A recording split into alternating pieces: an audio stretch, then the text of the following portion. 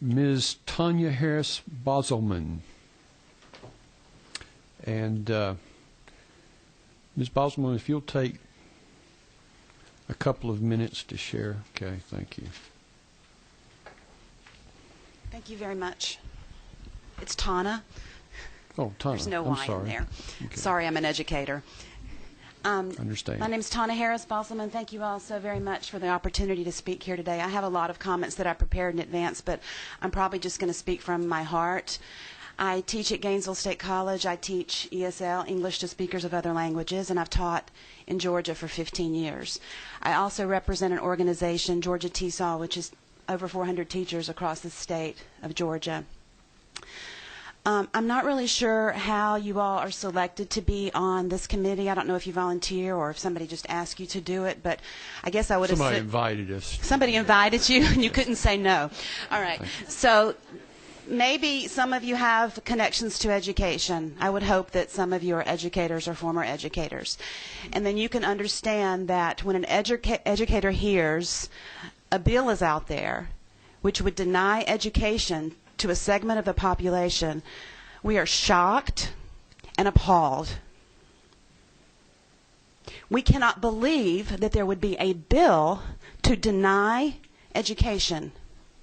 We are educators, and we know that all of society is better off when people are educated. Never, ever, ever is the opposite true. You always want to educate your citizens. In terms of public security, if you ask the Georgia Bureau of Corrections, they will tell you that 90% of their inmates do not have a higher education. 90%. They will also tell you that 98% of them don't have a college degree. That's not a coincidence. The more education, the better off you are, the better prepared you are to contribute to society, and the less chance you will have of getting into crime, going to jail, and being a burden to society. It is better to educate than incarcerate. In terms of public safety, you are talking about a group of students who do not have a lot of options. Now, I know to you, this is probably an abstraction. I teach these students, okay? So to me, they're human beings. They're not an abstraction, and they're certainly not criminals. They're in a situation that they are blameless for. They did not bring themselves here. They're blameless. Furthermore, they're helpless. They're helpless to do anything about it. They have no options.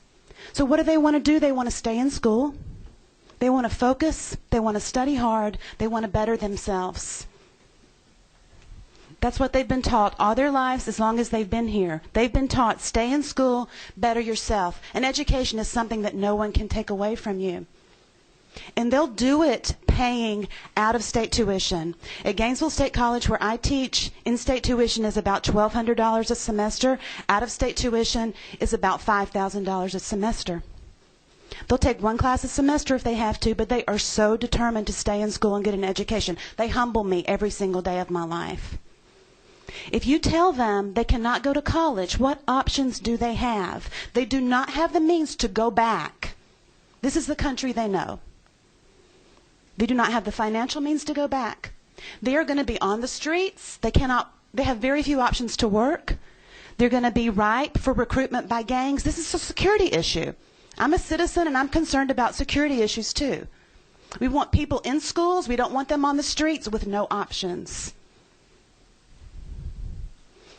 I ask you all to really look deep in your hearts and ask yourselves the rationale of this bill. What is the rationale? I've not heard one.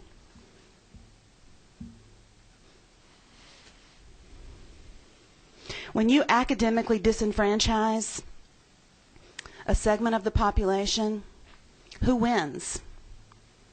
Nobody does. Thank you. Thank you.